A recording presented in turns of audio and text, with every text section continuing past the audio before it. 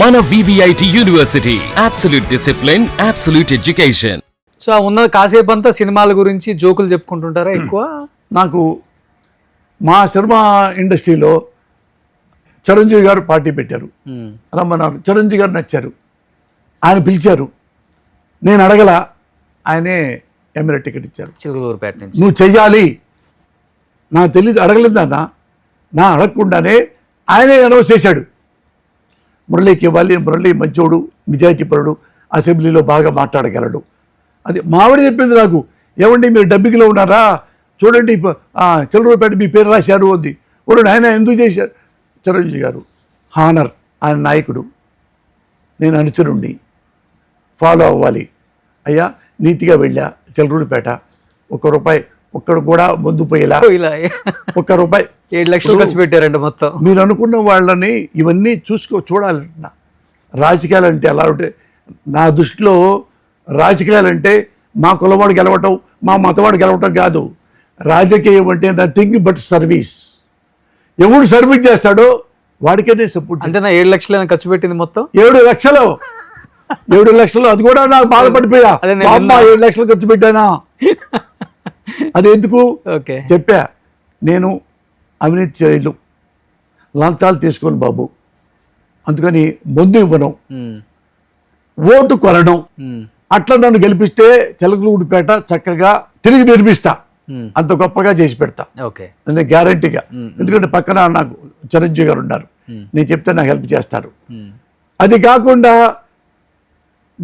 డబ్బులు ఇస్తేనే ఓటేస్తావంటే, నేను కనుక 10 కోట్లు, వాళ్ళు 10 కోట్లు ఇస్తారు, నేను 20 కోట్లు ఇస్తా.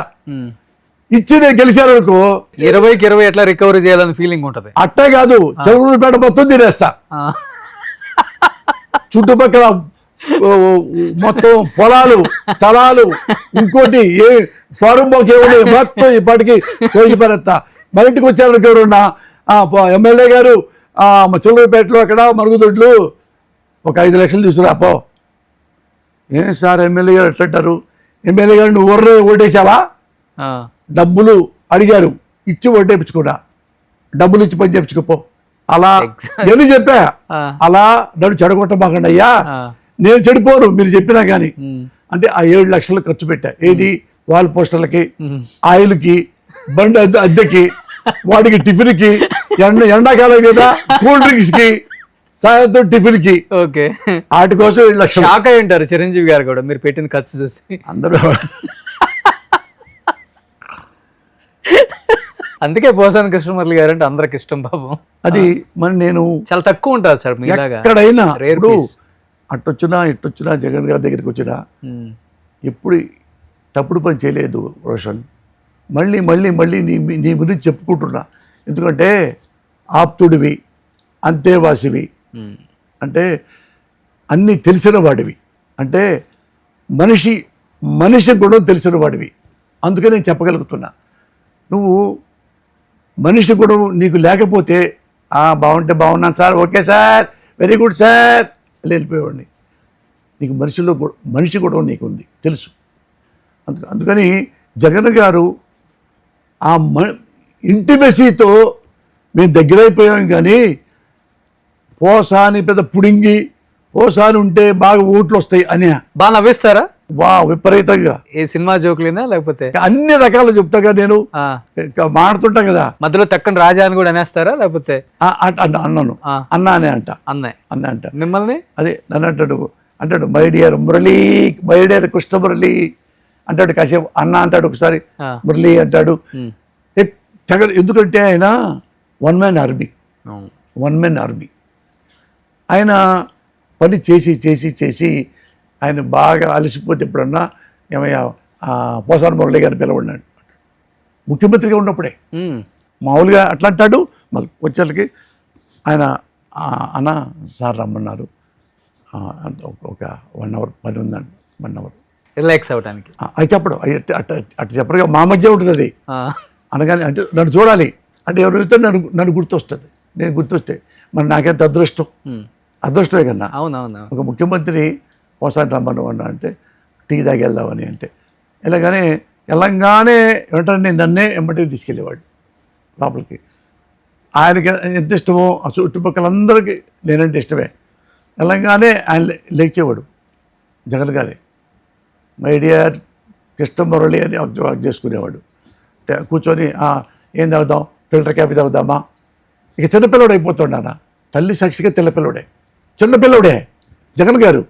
అంటే కూర్చొని మన నా తాగుదాం అన్న, ఫిల్టర్ కాఫీ ఇష్టం అనుకుంటే నాకు తాగుతాడు చెప్పు అని నేను ఏం మాట్లాడుతుండేవాడిని. నవ్వి నవ్వి నవ్వి నవ్వి పెద్ద నవ్వి పక్క భయ తలుపు కొట్టి ఆయన రమ్మను, ఆయన ఒక ఐఏఎస్ ఆఫీసర్ని పిలుతాడు.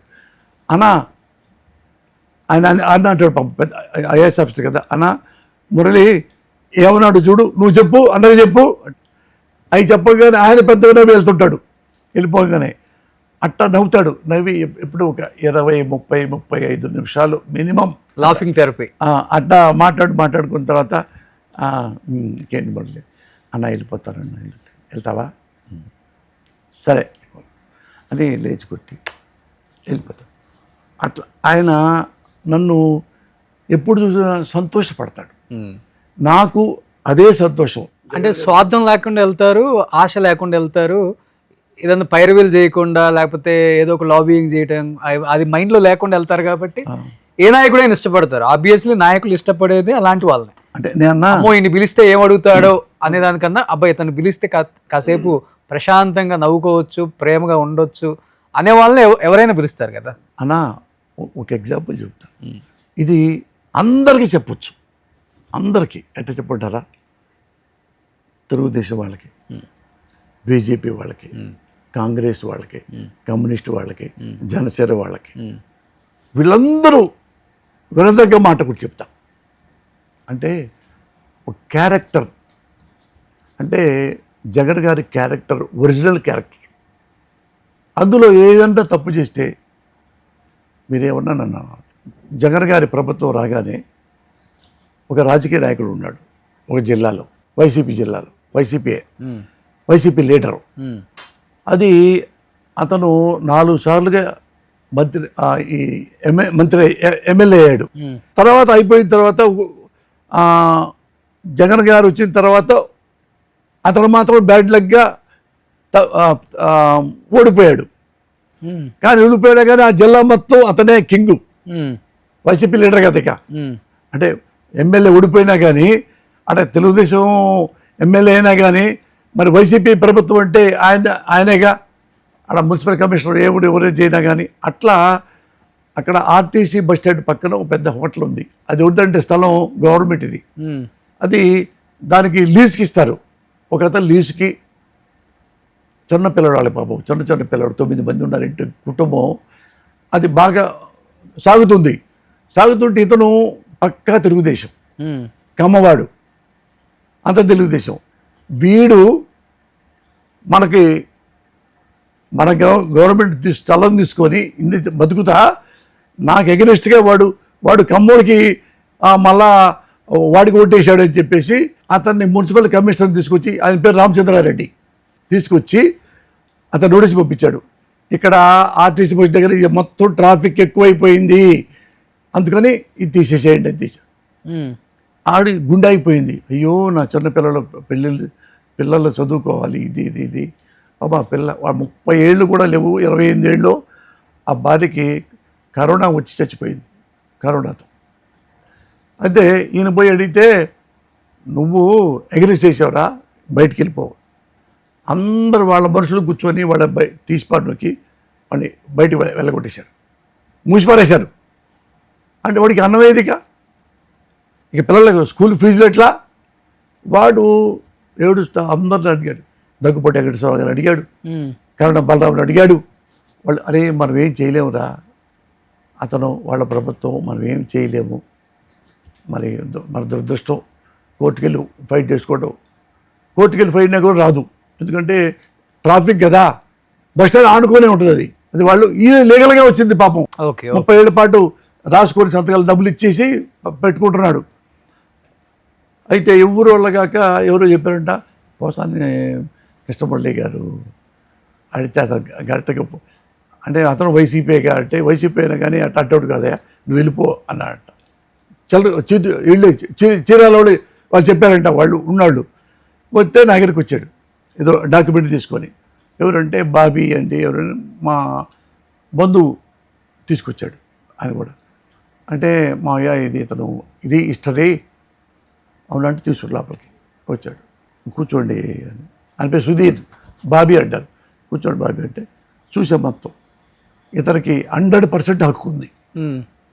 ఇంకా 10 ఏళ్ళు హక్కు ఉంది, దాని మీద బతకాలి, డబ్బులు కూడా ఇచ్చాడు గవర్నమెంట్కి, ఇది కదా అని చెప్పి ఇంకెట్టయినా పర్లేదండి, ఎట్టయినా పర్లేదంటే ఇది డబ్బులు ఇస్తావేంటన్నా. అట్ట కాదు సార్, అట్ట కాదని అనుకున్నా. పిల్లలు దాని ఉంటే నీదే కదా నీకు వస్తుంది అని నేను ఫోన్ చేశాను సజ్జల గారికి. అన్నా ఇలా జరిగింది, ఆయనతో మాట్లాడాడు, ఆ పెద్ద నాయకుడితో, ఆ జిల్లా నాయకుడితో. ఆయన నేను వచ్చి మాట్లాడలేండి అన్నాడు. ఆయన సజ్జల గారితో వచ్చి ఇట్లా కాదండి, ఇట్లా అది వాడు మన ఓడిచ్చాడు అయ్యి అంటే, మనకి అది కాదన్నా, మనం పోసాలి కదా, మనకు కావాలి కదా అంటే, సార్ ఎట్టయితే మేము రాజకీయాలు మేము చేయలేము, నేను చేయలేనండి, అది వద్దు సార్ ఇట్లాంటివి అని లెక్కలేకుండా వెళ్ళిపోయాడు. సజ్జల గారికి కూడా లెక్క వేయడు. చాలా గట్టి అతను, చాలా రాజకీయ అనుభవం ఉన్నవాడు. 4 సార్లు గెలిచాడంటే ఏంటి మాటలు కాదుగా, పెద్ద లీడర్ కింద లెక్కగా. కర్ణం బలరామా కాదు, కర్ణం వల్ల వేరే, అప్పుడు తెలుగుదేశం కదా, అది పేర్లు చెప్పనిక. ఇదే వినాలి, నీకు కావాల్సింది విషయం అంటే స్థూలం కాదు. అయితే అట్ట నాకు చెప్పాడు, మురళి ఇలా అన్నాడు, ఇది కుదరదు ఇట్లా, అట్టయితే మన ఓట్లు కూడా మన రెస్టారెంట్ ఆ ఫీలింగ్లో ఉన్నాడంటే, సార్ ప్రభుత్వం మన దగ్గర ఉంటే మనం మంచి పనులు చేయకపోతే అది చాలా ప్రమాదాలు దారితీస్తానా. 100% వాడిదా అవునా కాదా మీరు చెప్పండి. అతందే అగ్రిమెంట్ ప్రకారం కాబట్టి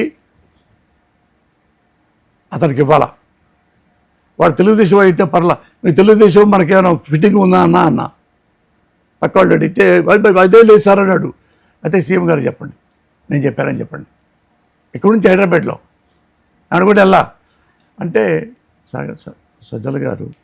సజ్జల గారు చాలా మామూలుగా మీరు రకరకాల మాట్లాడుకుంటారు, చాలా జెన్యూన్ పర్సన్ అండి సజ్జల గారు. బయట వినిపించే అంత కాదు, 100 సకల శాఖ మంత్రి అని పేరు. అన్న అతను బాగా చదువుకున్న మనిషి, 20 ఏళ్ళు ఏమో ఈనాడులో చేసిన పని మనిషి. అసలు ఏ క్యాస్ట్ ఫీలింగ్ ఉంది. వాళ్ళ వైఫ్ కూడా జర్నలిస్ట్, ఢిల్లీ, మంచి చదువుకున్న వాళ్ళనా. చదువుకున్న వాళ్ళు ఒక్క లూజు మాటలు మాట్లాడడం, ఎన్నో సంవత్సరాలు చదువుతున్నా కదా, ఒరేయని కానీ ఇంకో మాట కానీ మురళి, రోషన్, రాజకీయాల్లో రకరకాలు జరుగుతుంటాయి, అవి మనం అక్కర్లేదు వదిలేసేయండి. అయితే ఆయన సిన్సియర్ కాబట్టి ఎమ్మటి సీఎంకి దగ్గరికి వెళ్ళి కదా, మురళి చెప్పాడని చెప్పండి అన్నకి అన్న. ఆయన కూర్చోబెట్టాడు. ఏంటి అన్నాడు. ఇట్లా పోసారి గారు మురళి ఏంటి, ఆయన ఇప్పుడు రికమెండ్ చేయాలి నాకు ఏంటంటే అన్న. కాదన్న ఇలా జరిగింది. ఏమన్నాడు తెలుసా, ఏమయ్యా వాడు ఆ వాటలోడు తెలుగుదేశం వాడైతే మనకేంటి, వేరే పార్టీ వాడైతే మనకేంటి, వాడి హక్కు ఉందా లేదా, వాడు మనకు ఓటైపోతే మనకేంటి అంటే, వాడు లీగల్గా తెచ్చుకున్నాడు, ఆడిని తీసుకోవటం చాలా తప్పు కదా అంటే. ఇట్లా అంటున్నాడంటే ఫోన్ చేయండి, పార్టీలో ఉంటాడా బయటికి వెళ్తాడా ఆలోచించుకోమని చెప్పండి. ఒక చిన్న హోటల్ గురించి అదే చాలా చిన్న విషయం. సాక్షి పెద్ద లీడర్ని అంటే ఆఫ్టర్ ఆల్ పోసాలి గాడి కోసం, ఆఫ్టర్ ఆల్ ఆయన అవసరం పార్టీకి, నేను అవసరం లేదు. అయితే వెంటనే ఎస్పీకి ఫోన్ చేయమన్నారు. ఒంగోలు ఉంటారు సిద్ధార్థ కౌశల్ ఎస్పీ, అవును, ఆయన వాళ్ళు మొత్తం కలిపి బెటాలియన్ మొత్తం వచ్చారు అక్కడికి. వెళ్ళి అక్కడ ఎవరు కబ్జా చేశారో ఉతికి తోసిపాటుకి స్టేషన్లో పడేసి మొత్తం క్లీన్ చేసి మళ్ళీ మూసుకొని ఎలా తీసి పారేసి, ఆ గుంటలు ఉంటే గుంటల నుంచి మామూలుగా చేపించి పారేసి మొత్తం కలిపి మళ్ళీ ఒరిజినల్గా ఆ హోటల్ వాళ్ళు హ్యాండ్ ఓవర్ చేశాడు అతనికి. గవర్నమెంట్లో ఉన్నప్పుడు ఇది ఉన్నప్పుడు అరే అదే నేను అక్కడ ఆయన వైసీపీలో జగన్ గారు చెప్పబట్టి చేస్తే అన్న మాటలని అది తీసి పారేసి వాళ్ళకి ఇది ఇచ్చాడు, వాళ్ళు ఫీల్ ఇచ్చాయి. తర్వాత నేను ఇద్దరు తాగల, అతను ఎందుకు నోటీస్ ఇచ్చాడు అంతా చెప్పండి సార్ అన్న మన ఈతో సత్య గారితో. అయితే మన నాయకుడు ఒక నాయుడు ఉంటే ఆ నాయకుడు మాట విని నోటీస్ ఇస్తాడా? అదేట తప్పుగా సార్ అన్న సజ్జల గారితో. సజ్జల గారు నేను అతనితో మాట్లాడతాను మురళి అంటే, మాట్లాడు సార్, వాడు దుర్మార్గుడై ఉండాలి, చిన్న పిల్లలు చిన్న కుటుంబం, వాళ్ళు ఆపేస్తే నోటీస్ ఎవరో చెప్తే నోటీస్ ఇస్తే రేపు ఇంకోళ్ళకి ఇస్తారు, ఇతను నాకుండా ట్రాన్స్ఫర్ చేసి పారేయండి అన్నాడు. 2 రోజులు ట్రాన్స్ఫర్ చేసి పారేశారు. సిద్ధారాఘరావు గారా? కాదు, మాగంటి శ్రీనివాసరెడ్డి కాదు, ఇదెవ్వరూ కాదు. వాళ్ళు తప్పితే ఇంకెవరున్నారు అక్కడ? లేదు, కాదు, ఏ జిల్లా మీకు చెప్పను, పేర్లు కాదు, అంశాలు, క్యారెక్టర్, ఎథిక్స్, సిన్సియారిటీ. గ్రేట్. అది నాకు చెప్పాడు, మురళి ట్రాన్స్ఫర్ కూడా చేసాం, ఓకేనా అన్న? నా కోసం కాదన్న, ఇది ఈ పార్టీ కోసం, జగనన్న కోసం. ఈయన మంచి ఉంటే మంచిగా ఉంటాడు, అదే కదా నేను దగ్గరయ్యాను అన్న. మరి చూడు, నా కోసం కాదు, అది తప్పు, వాడు తెలుగుదేశం అవ్వచ్చు, ఇంకోటి అవ్వచ్చు, బీజేపీ అవ్వచ్చు, అందరూ మనకే ఓట్లేయాలా అనే భావంతో మాట్లాడాడు. అందుకు జగన్ అంటే నాకు ఇష్టం అన్న. ఇది చంద్రబాబు గారు అర్థం చేసుకోవాలి, ఆ చంద్రబాబు గారి అబ్బాయి నువ్వు చేసుకోవాలి. నేను ఎవరి దగ్గర ఇంతవరకు ఒక పైసా లంగా పని చేయలే, భోజనం ఏది మంచి ఏది మంచి కాదు, మంచి అయినప్పుడే ఆ మంచి దగ్గరికి వెళ్తా. నువ్వు ఇంతకంటే పెద్ద మంచిగా ఉండు, నీ కాళ్ళ దండం పెట్టి మరి నీకు ఉంటా. ఎవరైతే కదా ఓటర్ లక్షలు వస్తే కదా అంతే. కానీ ఇప్పుడు కాదు నాన్న, 1983 వరకు జనం మొత్తం కాంగ్రెస్గా గెలిపించేవాళ్ళు. 83 తర్వాత ఇదే ప్రజలు, ఇదే ఓటర్లు రామారావు ఎందుకు గెలిపించారు అంటే కాంగ్రెస్ నచ్చలా. అప్పుడు సార్ రామారావు చూశారు, రామారావు నచ్చలా, ఓడిచ్చారు, మళ్ళీ కాంగ్రెస్ గెలిపించారు. అంటే ప్రజలు ఆకాశవాదులా, ఓటర్లు అవకాశవాదులా? ప్రజలు ఓటర్లు, అలాంటి ఓటర్నే నేను. అంతే, అందరం ఓటర్సే. ఎవరు బాగా చేస్తే వాళ్ళకి ఓట్ చేస్తాం. ఇదే ఓటర్లు 83లో రామారావుని భలే అని ఓటేశారు. 5 ఏళ్ళు అయ్యేలోపు చెలో అంటూ బయట పంపించేశారు. అంటే ప్రజలు ఆపర్చునిస్టులు కారు, వాళ్ళకు కొన్ని కోరికలు ఉంటాయి, ఇలా చేయాలి మాకు, అలా చేయటంలా అడొద్దు పో. మొన్న వేసాం కదా అతని కోసం, మంచోడే వేసామయ్యా, మంచి పని చేయటంలా అని జనం అంటున్నారు. అందులో నేను ఒకడిని కదా. సుమన్ టీవీలో మీ పర్సనల్ అండ్ బిజినెస్ ప్రమోషన్స్ కోసం కింది నెంబర్కి కాంటాక్ట్ చేయండి.